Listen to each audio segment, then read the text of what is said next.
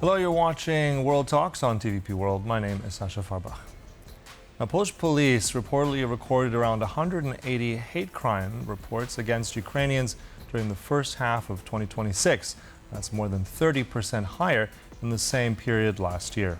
As authorities and researchers warn that Russian disinformation is exploiting historical trauma, social tensions, and online propaganda to fuel hostility, concerns are growing that online narratives are increasingly translating into real-world violence.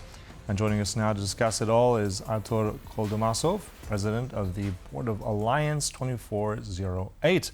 Welcome to the studio. Thanks for joining us. Thank you so much. Thanks for having me. Good morning. So I have to start with, unfortunately, bad numbers. Like I just said, with these statistics, they're higher, 30% higher last year. We've seen and heard in the media also these cases in Wrocław, in Warsaw, in Radom, different cities. So first of all, what do we make of these numbers? I mean, is this the true scale of the problem? Are there some that are underreported? That's a really good question because we see these numbers and they have already increased during the recent months. But at the same time, while talking with various experts in the field who directly work with those cases, those instances, they mentioned that it's actually impossible to measure the full scale of the hate crime because many people hesitate to cooperate with the law enforcement here. They don't want to get into too much trouble. They don't want to get into too much of the bureaucracy behind it. For the most part, they don't have enough resources. They don't have enough time. They don't have enough money to deal with that. And because of that, and also because of the fact that the hate crime is defined pretty strictly with the Polish law.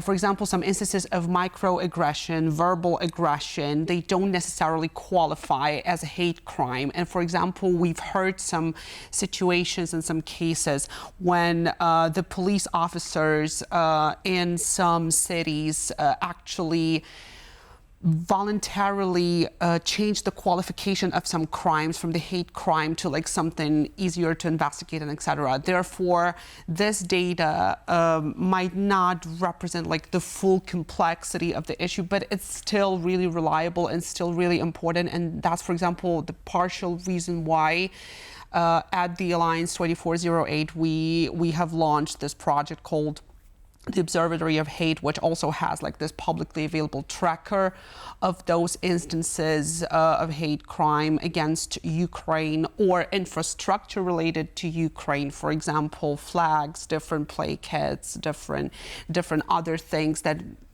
either have Ukraine in the name of it or something like that. And basically, we have been recording those instances, but focusing only on those instances that are reported by either Polish or Ukrainian media or both. And that's what makes it even more difficult to work with because media does not pay attention to all of the cases in that whole list of instances. And also to what you said, I mean, some people might still be afraid, as you said, to go through this bureaucracy. It's not clear-cut. They may be scared of even more attention. At the same time, I mean, hate does not just appear overnight, right? This is something that grows over time. So I'm just wondering, in your research and what you're doing, what would you say has been the primary catalyst for all this to work? I mean, this is a matter of months, of years. Is it social media? Is it something on Telegram? Is it something else?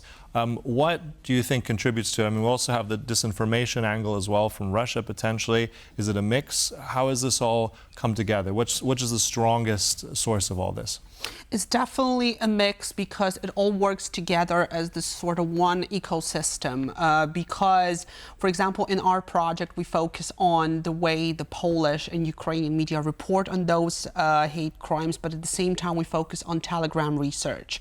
So we have a sample of 4 Telegram channels that we focus on because we see different signs and we believe that those are either led by Russians or are basically filled with the content with the Russian supervision, possibly with the intelligence services involvement in it. And we have been monitoring this whole informational bubble around those topics from March 10th to June 10th to see how all of that works out in real time. And actually we've observed that all of that has been working together with the political context, together with the responses by the politicians. It's all circulated as a part of one ecosystem. So, for example, something might appear on Telegram and it might appear further on, like in other media sources. Or, for example, it can go in reverse. And that's why we monitor all of that, trying to grasp the full complexity of that issue, not focusing on one particular grain of sand of this whole issue, because disinformation is such a vast and such a broad phenomenon these days. But at the same time, there are many instances when it shows that disinformation can be as dangerous as like the physical weapons, for example, and something like that. And as a person with the Ukrainian citizenship and with the Ukrainian experience in that regard, we had to face those challenges earlier on comparing to other countries of Europe, and that's why we are implementing the best Ukrainian practices, best Ukrainian know-hows in terms of the disinformation research, and we are trying to put it to good use here. And so far, the things that we've seen, for example, with the historical tensions and like with all these other topics and subject matters, it's not looking good. And all elements of that ecosystem are equally responsible for tightening the tension up. But would you say, as you said earlier, in terms of, do you have the kind of in your research and what you've done and experienced yourself in terms of your organization, is there a clear involvement of Russia in all this to stoke these kind of tensions and flames? As we can see now, it's very, very likely. However, it's very difficult to say it for 100% because of the special features that the Telegram has, because it does not cooperate with the local government institutions, for example. It also has a really low level of content moderation, which attracts those anti-systemic people to use it in Europe, because like it's hugely popular in Ukraine and Russia, but it's not as popular in Poland or in other European countries. And that's why, for example, some might disregard Telegram context in that case. But we focus on Telegram because we see it as the sort of incubator of disinformation. We see that something appears there at first and then goes to other mainstream platforms like X, Facebook, and in reverse. So it all works like as one cycled ecosystem. However, there are different indicators and different signs that show us that it all goes down to Russia after all. Because, for example, there are mistakes in the translation. There are phrases that are used only in Russian, translated to Polish, but might not be used by a Polish native speaker. There's also a very extensive use of the official Russian rhetoric, official Russian statements by some officials that are not as featured in European or Western, let's call it like that, media. Rather, they are super featured, super heavily featured, for example, in Russian propaganda media machine. So we are looking at all these indications and we are trying to puzzle these pieces together, and that's what makes it like a bit challenging to deal with that. However, for example, when we talk about something like Niezależny Dziennik Polityczny or News Factory Poland, these are the parts of the larger Kremlin disinformation ecosystem, and this is the open data at that moment. Like various investigators of Polish media have done their work on that. Therefore, we are trying just to build up on their work and to update it with our current findings. I mean, we kind of addressed it a little bit, but I want to just ask you also directly in terms of, as you said, this whole ecosystem of hate, if we can call it, and that leveled against Ukrainians in this country, in Poland, looking at what's available, hate crime laws or the tools that prosecutors may have, how difficult or easy is it to actually bring justice, and we have some of these cases.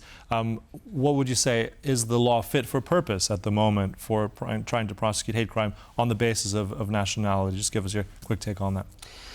We were lucky to have a discussion about that with the local Ministry of Justice.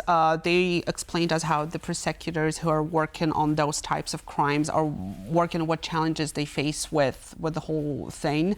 And basically, people need to be prepared for these cases to be investigated for a while. It's a long run.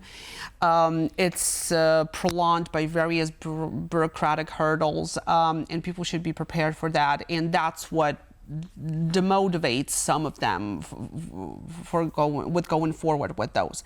Also, something what can qualify in our minds or in our common understanding as a hate crime would not qualify as such according to the Polish law, because the Polish legal system has a particular definition of the hate crime or defamation in that case, and it should feature the particular curse words, the particular terms to qualify into this thing.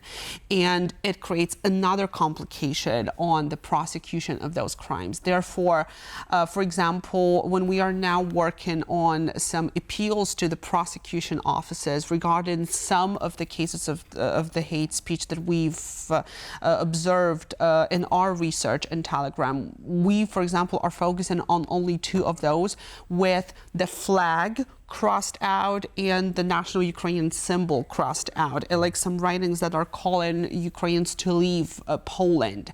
And we are qualifying on those 2 because there's the particular strong indicator of the defamation of the national symbols of the country. This is like one of the strongest indicators of the hate crime in that particular instance.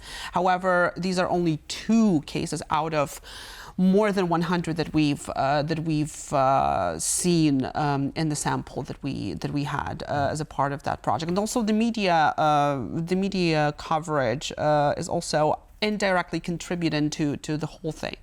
Well, we hope that with our coverage, at least, we bring something positive to it all. As you know, a lot of data, a lot of work still ahead, but I think a fight that's really key to be fair and to be just. So thanks so much for coming in and sharing all those insights. That was Artur Koldomasov from Alliance 2408. Thanks. Thank you so much. And thank you for watching. That concludes World Talks, but do stay right here on TVP World for more. Goodbye.